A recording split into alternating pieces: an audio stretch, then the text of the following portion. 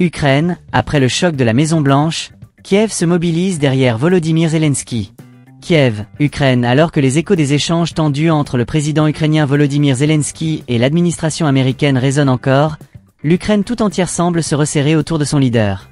Malgré les critiques internes concernant sa politique nationale, Zelensky bénéficie d'un soutien unanime de la part de la population et de la classe politique, y compris de l'opposition, après les événements survenus à la Maison-Blanche le vendredi 28 février.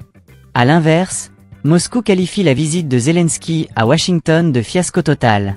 Un soutien inébranlable. Inna Sovsin, députée d'opposition et membre du parti Holo au Parlement ukrainien, a exprimé son soutien sans réserve à Zelensky. Nous devons clairement trouver des alliés plus forts en Europe, au Canada, en Norvège, au Royaume-Uni, en Australie, au Japon, tous ces pays qui ont soutenu l'Ukraine, autant que les États-Unis, a-t-elle déclaré. Elle a également souligné l'importance de continuer à dialoguer avec ces nations pour obtenir un soutien concret, notamment en matière d'armement. Il est crucial que ces pays ne se contentent pas d'exprimer leur inquiétude et leur soutien, mais qu'ils nous fournissent également des armes, a-t-elle ajouté. Sovsin a également rejeté toute idée de démission du président. En aucun cas nous ne devons accepter l'appel à la démission du président, et je dis cela en tant que député de l'opposition. C'est un président légitime, il est dans son bon droit et il représente le pays. Aucun autre pays ne devrait venir dire aux Ukrainiens qui devrait être leur président, cela remet en cause l'idée même de démocratie, où les citoyens du pays élisent leurs propres dirigeants, a-t-elle conclu. Colère et effroi en Ukraine. La population ukrainienne, quant à elle, est en proie à une colère palpable après le manque de respect perçu envers leur président, et par extension, envers leur nation. Les échanges tendus entre Zelensky et l'administration Trump ont été vécus comme une gifle pour des millions d'Ukrainiens qui luttent depuis 11 ans contre l'agression russe. Max Kolesnikov, un ancien prisonnier de guerre, a exprimé son indignation.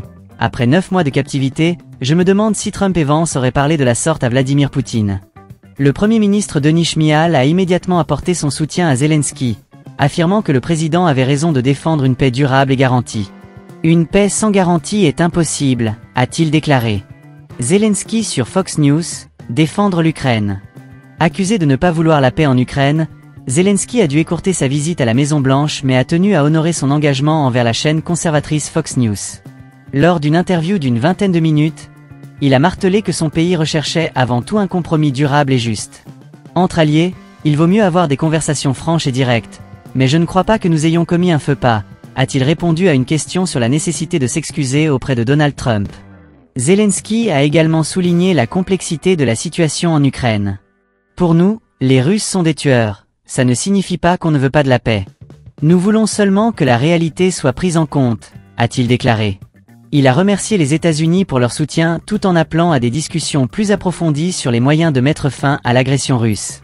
Si l'Amérique a un plan pour arrêter Poutine, il faut qu'on puisse en parler en privé, a-t-il ajouté. Une nation unie dans l'adversité. En Ukraine, l'unité nationale face à l'adversité est plus forte que jamais. Les événements récents ont renforcé la détermination du peuple ukrainien à défendre sa souveraineté et à soutenir son président. Alors que les tensions internationales continuent de monter, l'Ukraine reste ferme dans sa quête de paix et de justice, avec l'espoir que ses alliés continueront à la soutenir dans cette lutte acharnée pour la survie et la liberté. Conclusion. La visite de Zelensky à Washington a été marquée par des échanges tendus et des malentendus, mais elle a également révélé la résilience et l'unité de l'Ukraine face à l'adversité.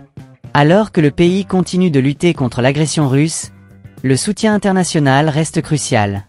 Les déclarations de Zelensky et le soutien unanime de la population et de la classe politique ukrainienne montrent que, malgré les défis, l'Ukraine reste déterminée à défendre sa souveraineté et à rechercher une paix durable et juste.